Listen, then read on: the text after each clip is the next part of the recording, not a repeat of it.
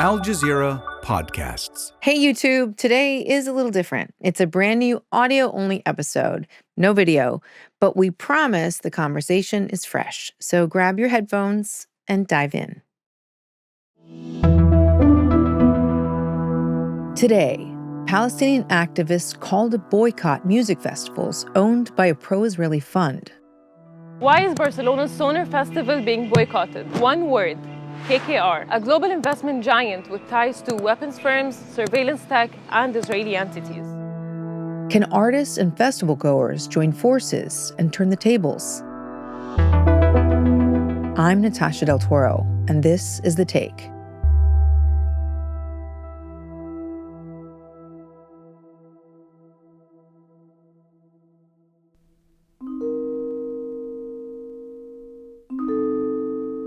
Artists are pulling out. Fans are canceling. Sonar Festival is in crisis.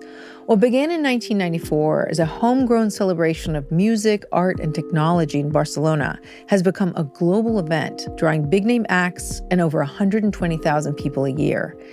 That growth caught the attention of corporate players Superstruct, a big entertainment company that owns 80 music festivals globally. And Superstruct is now backed by KKR, a US-based investment firm with $710 billion in assets. But KKR's ties to Israeli weapons makers and illegal West Bank settlements in the face of Israel's war in Gaza have sounded the alarm. Even Spain's Minister of Culture has said something. KKR is not a welcome fund in cultural activities in our country because we do not want a fund that actively participates in the illegal occupation of Palestine by Israel to be involved in our culture. And now, many artists and festival goers have chosen to take a stand. My name is Dania Shihab. I'm a part-time doctor. I work in rural and remote Australia. But the other half of my life is I'm actually a musician and a sound artist. And that half of my life I do in Barcelona. And I've been in Barcelona half-time for 13 years. And that's where you'll find me today.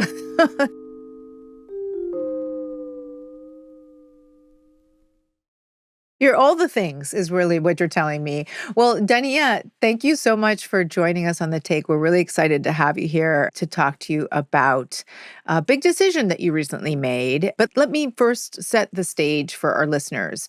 I understand that you are living in a place that is very, very near and dear to my heart, Barcelona. That is a city that I lived in, and those were the best 2 years of my life. Barcelona is also famously one of the most pro-Palestinian cities in the West. For instance, its former mayor first suspended ties with Tel Aviv as far back as February 2023. As the mayor of the city of Barcelona, today I have signed and sent a letter addressed to Prime Minister Netanyahu to decree the temporary suspension of the relations between the Barcelona City Council and the State of Israel and all its institutions, including the twinning with Tel Aviv.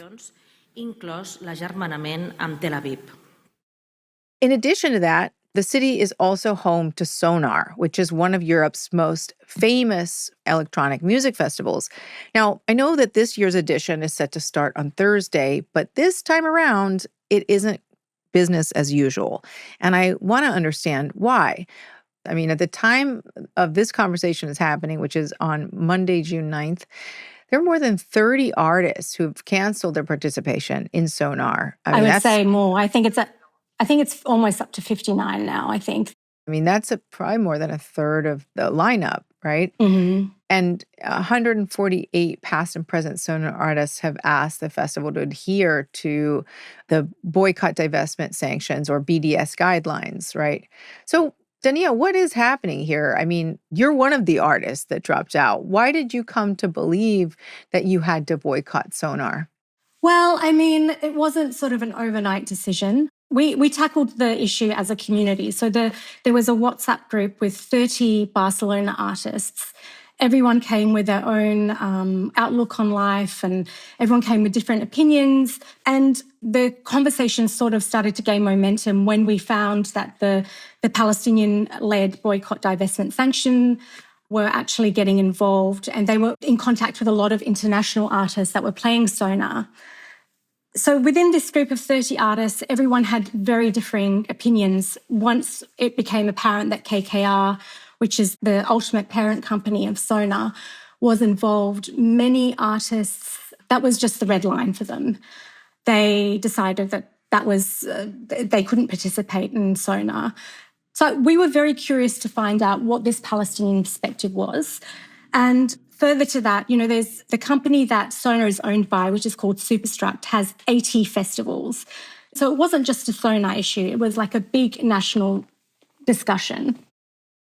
So you decided that you couldn't do it out of principle. Correct. Because the parent company of the company putting on the festival is a pro-Israeli company that is invested in Palestinian suffering and in the war, essentially, yes?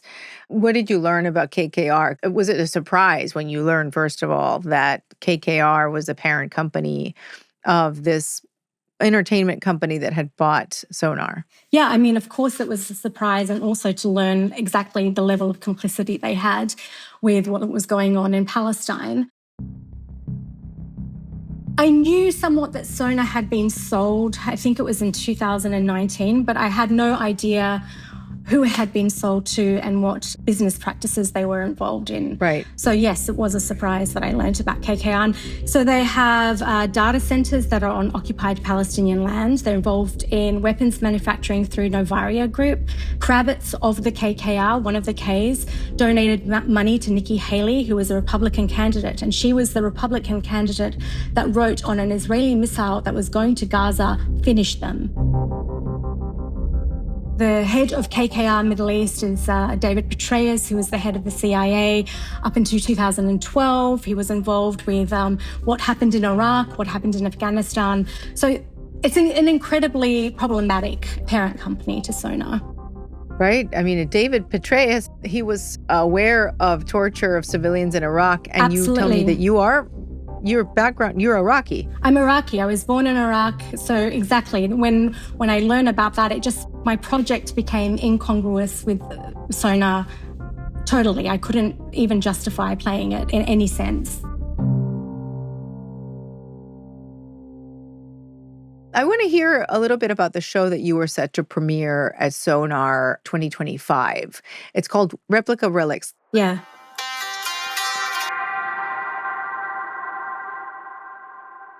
Let's hear about it.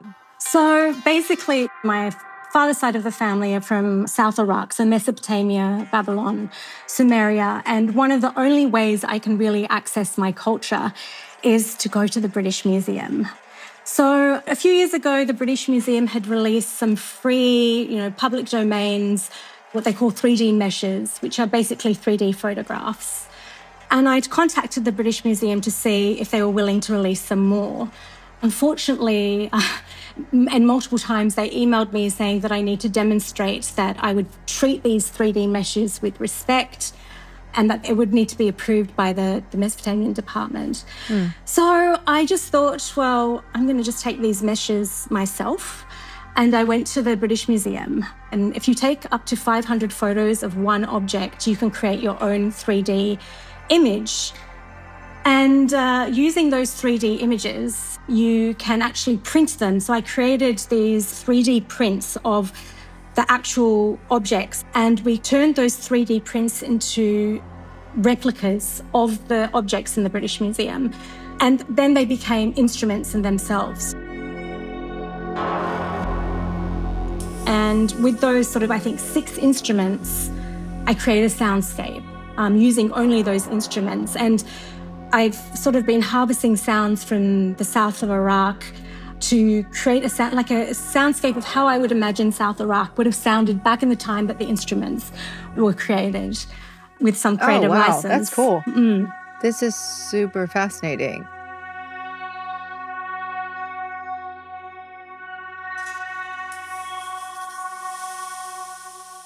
And I imagine this must have taken you quite a lot of time to create. It took, I would say, I've been working on it for a year, and there's been lots of trial and errors. As you imagine, ceramics are very delicate. And that was That was challenging.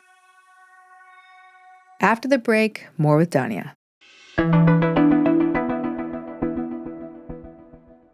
Dania, at the end of the day, not all artists are the same, right? I mean, Correct. Sure, artists like DJ and performer Arca, who was one of the big headliners, she dropped out of Sonar, but she's already very established, right?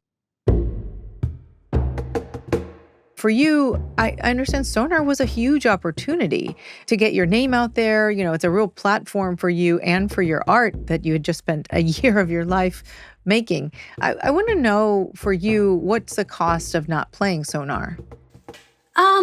Look, I think there's a lot of focus right now on, what have you lost? And of course, I've lost a very incredibly important platform, and I've lost time, and I've invested a lot of money. That's true, but I was thinking today of all the things I've actually gained, and I think there's a lot of connections I've made. There's a lot of, I had a phone call from someone that said, someone called me from Paris and said, Paris is with you. And I thought, wow, this is amazing that I'm forming these new networks, and new opportunities will form for me, I think, will come. Also, losing a platform like Sonar, we have to remember that there's an active Palestinian-led boycott at the moment. If I were to perform in some hypothetical scenario, the audience that I would be performing to are audiences that have not sort of followed through with that boycott. And it makes me think, is this the right audience for my work? Mm-hmm. So yes, I've lost a lot, but I also think that it isn't necessarily a brave decision. It was a decision I felt that I had no choice but to make. I mean, in the process of deciding to drop out, I imagine that you had some different emotions that might have happened for you in that kind of journey. Absolutely. I mean, I actually said to my husband the other day, it was going through the 5 stages of grief. You go through that bargaining stage. Oh, if I play, what if I donate my money? What if I put the Palestinian flag? And then you get through this, you have this anger issue, and at this stage, I've reached the final stage of grief where I've accepted that I'm not going to be playing Sonar. And I can certainly see those 5 stages of grief happening at different levels with different artists at the moment. And it is sort of, you are letting go. And honestly, I have to say, I'm not the only artist that has spent a year. I know many artists from Barcelona that have invested so much time, and also big teams. Some of these people have 5, 6, 7 people involved. So it's a sacrifice, but yeah. You wouldn't be able to live with yourself, though, if you went ahead and did it, is kind of what I'm understanding, that it really goes against your principles. Absolutely. I mean, it was totally against my principles. And I think, I was thinking the other day, I think we're expected to behave ethically and, within the law. And as an individual in society, I'm expected to do that. And I think people or platforms that want to showcase my work, I think they have to align somewhat with my ethical principles and values, and also to abide by international law, which KKR is not doing. And the work itself, from what I understand, you have decolonial themes in your work. Absolutely. I mean, my work speaks to memory of objects, what it is to extract culture, history, resources from a place, and what that means for people in the diaspora. That speaks directly to what's happening with Palestine right now. So I feel like this was a form of maybe art washing, and that actually sort of cleanses the image of KKR. And that's not what my art is about. My art is about challenging these institutions and challenging what it means to take what is not yours from other lands. And that it just didn't make sense. So, Dania, I understand you've actually acted as a liaison between Palestinian activists and the festival, having even met with one of its directors. Sonar wrote on its website in response to the boycott that its revenue doesn't go to KKR. It also wrote, quote, "Our position is clear and unequivocal. We condemn the genocide of the Palestinian people." They've also offered refunds to ticket holders who want to distance themselves from the event. So, what moves has Sonar made since the boycott began? Well, the boycott started, and I think, like I said, about 59 artists have now decided not to perform. When I had met with one of the co-founders, it was made clear to me that they were not willing to come to the table to meet some of the BDS demands. And that was the day that I decided to boycott. But I believe now that there are much more bigger artists of high caliber, like you said, Arca and some others that have been sort of advocating, and they have more sort of, let's say, power and negotiating ability to push Sonar. And I think Sonar now has dropped its complicit priority BDS sponsors of McDonald's and Coca-Cola. They were asked also to put pressure on FIRA. FIRA is the venue that Sonar is hosted at. And there's a big movement here in Barcelona. In fact, last week, Barcelona City Council has said that they want FIRA to stop holding Israeli arms companies, which they did in April. So we asked Sonar to follow through on that. But it's also, I think Sonar is missing a few other points. It's not adhering to BDS guidelines, and it seems to have a very weak understanding of what ethical programming and partnerships are. I still think they're negotiating with some bigger artists at this stage. They keep updating their website, and that's all very reassuring to me. But I feel, I know that the boycott is still active and they haven't met all the BDS demands. And what are the BDS demands? So there's 4. One is to distance themselves from KKR, which Sonar did do, but only on the second public statement that they made. The second is to adhere to BDS guidelines, something like anti-normalization, which means, we do not normalize genocide. It's not business as usual, using due diligence. The third one is ethical programming and partnerships, and it's looking at what are the partners or the sponsors that Sonar partners up with, and do they follow ethical guidelines such as Coca-Cola, McDonald's, and do they pledge to do that in the future, look more carefully at their partnerships. And the last one, I think more importantly, is to talk to artists.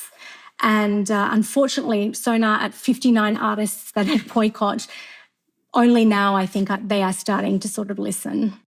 Do you think what Sonar is agreeing to do, is it, you kind of answered this question, but do you think it's enough?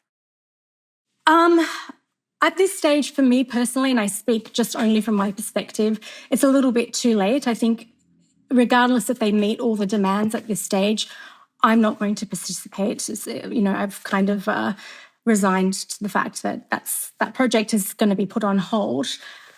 Sonar is incredibly important in Barcelona. And I think even if you ask anyone who has decided to boycott, they're incredibly grateful to the programmers. And they're always booking really forward thinking. One of my friends said, every time I go to Sonar, my mind is just expanded and I've seen things that I haven't seen before. My visual partner, he has been going to Sonar since he's 16 years old, every year without fail. And he is quite an established visual artist that now he's done campaigns for Balenciaga, for Rosalia, and him going to Sonar every year really shaped his artistic journey. So, Sonar is an incredibly important festival. A lot of people that'll go, they'll have a good time, and they're not thinking about how they might actually then, by going, be complicit in and be involved in something that they don't actually believe in. I imagine, you have been following closely the war in Gaza and what's been happening. When you think about all this, the suffering that people in Gaza are going through, what has gone through your mind? Well, I have to talk about my perspective. And my perspective is I was born during a war, the first Gulf War.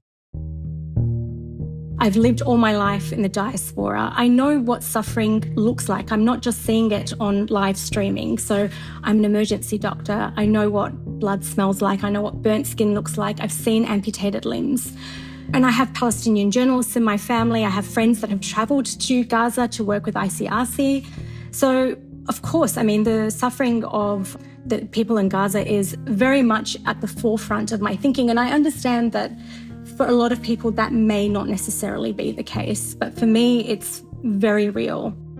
So what would your message then be to those artists who are continuing to perform at Sonar, who've chosen to be there? My message basically is just look at the facts.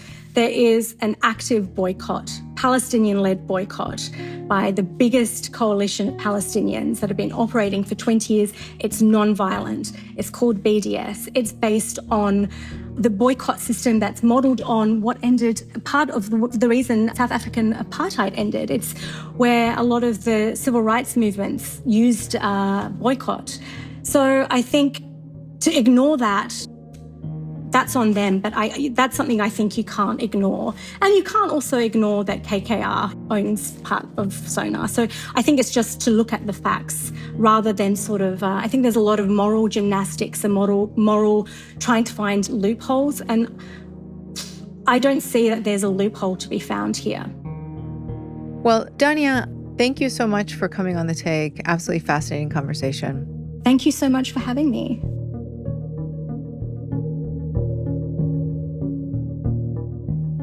KKR has not publicly commented on its investments in Israel or the occupied West Bank in relation to the calls for boycott.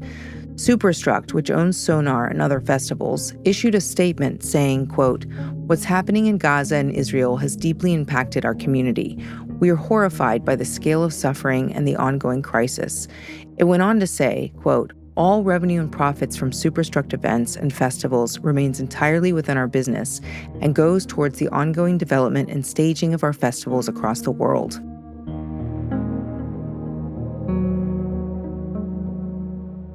And that's The Take. This episode was produced by Marcos Bartolomé and Tamara Khandaker, with Sarí el-Khalili, Kisaa Zehra, Mariana Navarrete, and me, Natasha del Toro. It was edited by Noor Wazwaz. Joe Plourde mixed it. Special thanks to Noelia Ramírez. Our sound designer is Alex Roldan. Our video editors are Hisham Abu Salah and Mohamed Al-Malham. Alexandra Locke is The Take's executive producer, and Ney Alvarez is Al Jazeera's head of audio. We'll be back tomorrow.